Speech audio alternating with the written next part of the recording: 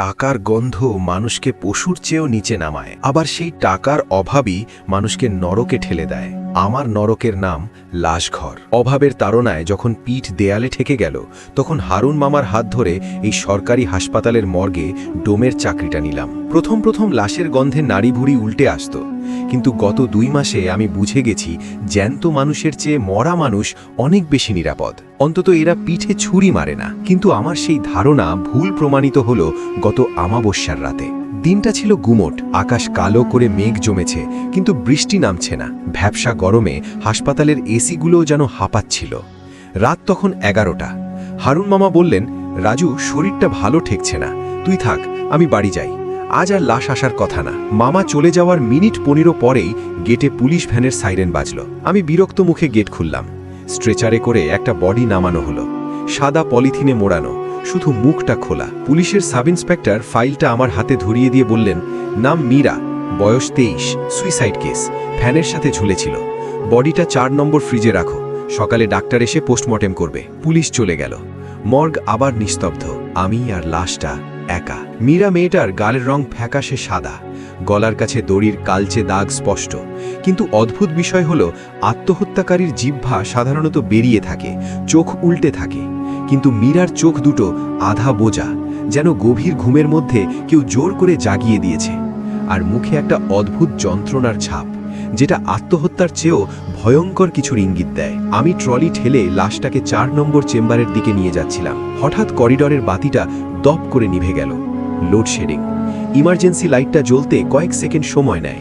সেই কয়েক সেকেন্ডের ঘুটঘুটে অন্ধকারে আমি স্পষ্ট শুনলাম আমার ঠিক কানের কাছে কেউ ফিসফিস করে বলল, ফ্রিজে ঢুকিও না, দম বন্ধ লাগে। আমার সারা শরীর হিম হয়ে গেল। আমি ছিটকে সরে গেলাম ট্রলি থেকে।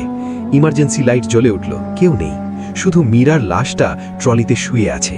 মনের ভুল ভেবে নিজেকে সান্ত্বনা দিলাম। লাশ কি কথা বলতে পারে? বডিটা ফ্রিজে ঢোকানোর আগে নিয়মমাফিক রেজিস্টার খাতায় এন্ট্রি করছিলাম। হঠাৎ খটখট আওয়াজ, শব্দটা আসছে ট্রলির দিক থেকে। আমি তাকালাম, আমার রক্ত পানি হয়ে গেল। মীরার হাতটা, যেটা এতক্ষণ শরীরের সমান্তরালে ছিল, সেটা এখন ঝুলছে ট্রলির বাইরে, যেন কেউ ইচ্ছে করে হাতটা ফেলে দিয়েছে। আমি ভয়ে ঢোক গিললাম। সাহস সঞ্চয় করে কাছে গেলাম হাতটা তুলে দেওয়ার জন্য। যেই আমি তার হাতটা ধরলাম, মনে হলো আমি কোনো বরফের টুকরো ধরিনি, ধরেছি হাই ভোল্টেজের কোনো ইলেকট্রিক তার। একটা তীব্র ঝটকা আমাকে ছিটকে ফেলে দিল মেঝের ওপর। ব্যথায় কোকিয়ে উঠলাম। উঠে দাঁড়াতেই দেখলাম মর্গের পরিবেশটা বদলে গেছে। বাতাসের গুমোট ভাব কেটে গিয়ে এখন হাড় কাঁপানো ঠান্ডা, আর সেই ঠান্ডাটা এসি থেকে আসছে না। আমি দৌড়ে পালাতে চেয়েছিলাম, কিন্তু দরজার কাছে গিয়ে দেখি ওটা বাইরে থেকে লক করা, অথচ আমি ভেতর থেকে লক করিনি। আমি চিৎকার করে দারোয়ানকে ডাকতে গেলাম, কিন্তু গলা দিয়ে কোনো স্বর বেরোলো না। হঠাৎ 4 নম্বর ট্রলিটা নিজে নিজেই নড়ে উঠল।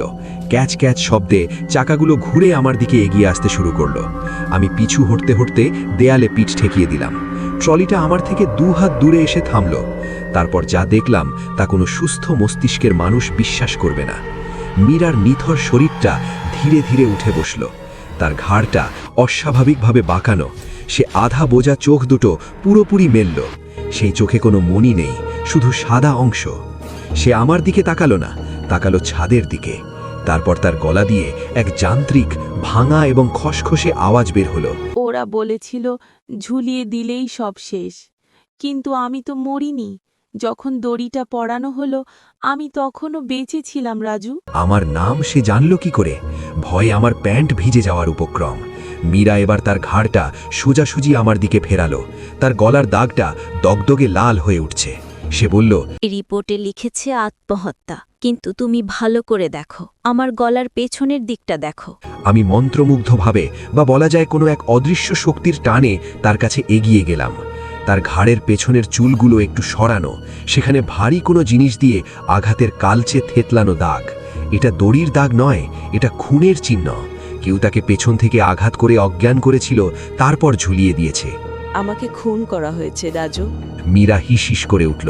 তার মুখটা আমার মুখের খুব কাছে চলে এলো। পচা লাশের গন্ধ নয়, বরং এক তীব্র পোড়া গন্ধ বের হচ্ছিল তার শরীর থেকে। তুমি যদি চুপ থাকো, ওরা তোমাকেও মারবে, আর যদি সত্যিটা বের করো, তবেই আমি মুক্তি পাব। তুমি কি আমাকে সাহায্য করবে? আমি কাঁপতে কাঁপতে বললাম, আমি কি করব? আমার হাতের মুঠোটা খোলো। আমি ভয়ে ভয়ে তার শক্ত হয়ে যাওয়া বাম হাতের মুঠোটা খোলার চেষ্টা করলাম। আঙুলগুলো ইস্পাতের মতো শক্ত। অনেক কষ্টে খোলার পর দেখলাম সেখানে একটা সোনার কাফলিংক, শার্টের বোতাম, তাতে ইংরেজি অক্ষরে লেখা SK। মীরা আবার ট্রলিতে শুয়ে পড়ল। তার শরীরটা আবার আগের মতো নিথর হয়ে গেল। বাতিগুলো দপ করে জ্বলে উঠল। বাইরের ঝড়ো হাওয়া শুরু হয়েছে। জানালার কাঁচগুলো ঝনঝন করছে।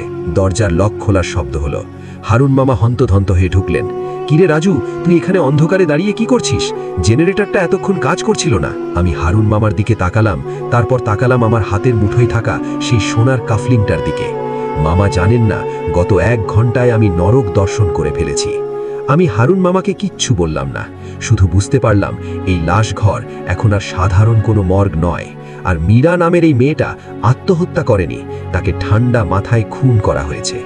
এখন এই SK নামের মানুষটাকে খুঁজে বের করা আমার দায়িত্ব, না হলে এই অতৃপ্ত আত্মা আমাকেও ছাড়বে না। কিন্তু আমি জানতাম না এই রহস্যের জট খুলতে গিয়ে আমি এমন এক সত্যের মুখোমুখি হব যা আমার জীবনকে তছনছ করে দেবে।